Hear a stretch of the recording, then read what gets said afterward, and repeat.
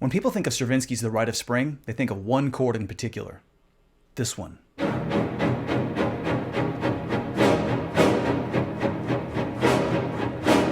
Let's talk about it. Keith Horn's Chord of the Week.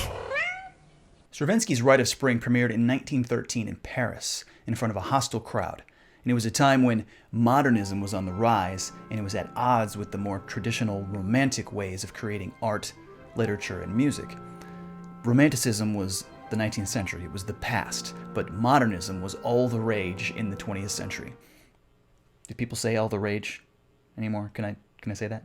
And those two movements came to a head at this premiere of The Rite of Spring, inciting chaos in the concert hall. Human sacrifice, dogs and cats living together, mass hysteria. At the brand new Theatre des Champs-Élysées, the snobbier high-class members of Parisian society were in all the boxes upstairs, overlooking the younger, art-loving crowd. They were in the cheap seats on the floor, or the cheaper seats on the floor.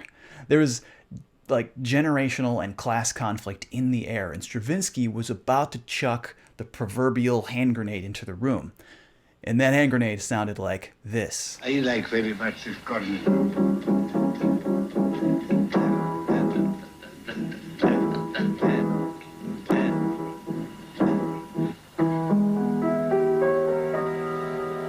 Was rather a new chord, you know, 8 notes chord. That's Igor Stravinsky at the piano playing the opening chord to The Young Girls Dance. And had Stravinsky written it today, it might go something like this.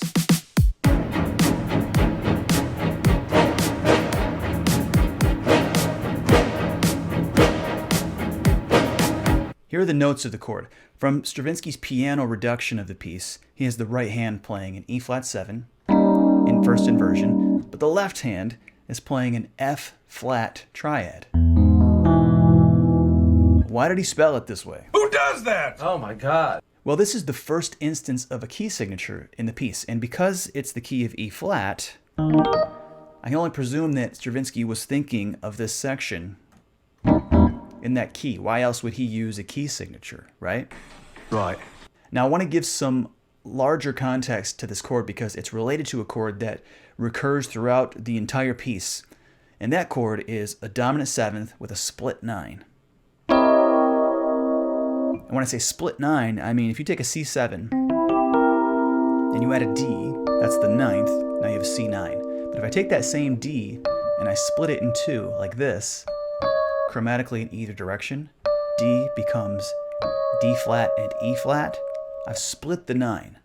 So a C7 with a split 9 is essentially it's a C7 flat 9 sharp 9. And that chord is everywhere in the Rite of Spring. Here it is in the Mock Abduction. That's the exact chord I just played. C7 split 9. Here's a variation from The Sacrifice, the Part 2 intro.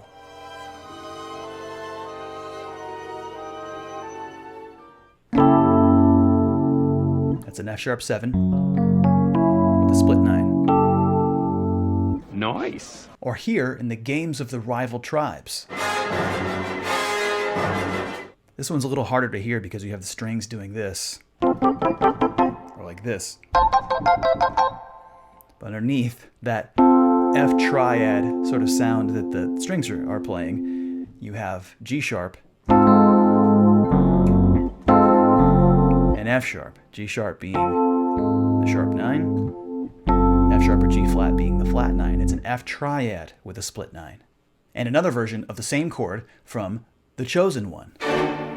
Here it's a D7 over E flat 5. So D7 over its own flat 9 as a fifth. If I take that up a half step and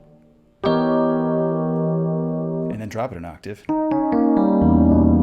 that is the Young Girls Dance chord if we add the G sharp. Right there. Right? So this is the chord from The Chosen One. Not to mention the sustained chord that precedes our famous chord here.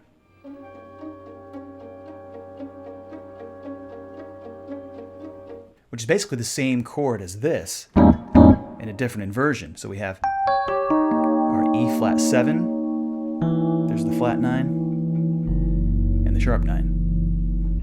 So this shows a pattern of triads and dominant 7th chords with raised and lowered ninths throughout the Rite of Spring. Sometimes those raised or lowered ninths are in the bass. And in that larger context, the chord from the Young Girls Dance makes sense with the F flat spelling if you think of it as an E flat 7 over flat 9. And if we include that context of the key signature, especially of E flat, I like to call this chord an E flat 7 over flat 9 triad. I can dig it. So let's attempt to take this chord through some exercises.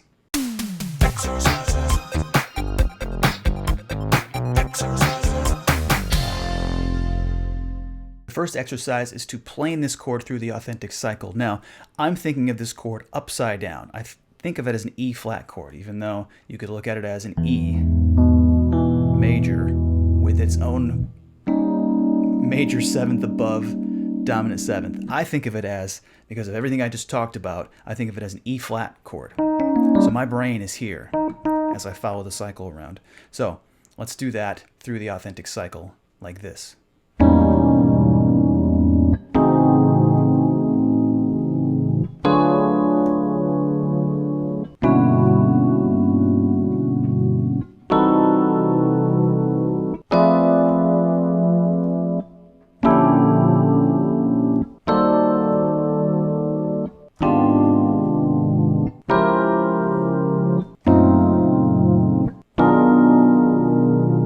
The second exercise is to take it through voice leading around the same authentic cycle. And what I'm going to do is this. I'm going to take the whole thing up an octave. I'm going to remove this doubling. So I just have an E triad and an E flat 7. The trouble is, when you do voice leading, this is what happens to triads. They move upward. And when you do dominant 7th chords, they move downward with good voice leading.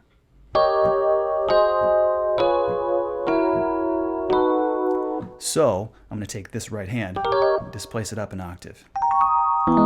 Eventually these two are going to be right on top of each other. So let's do that one.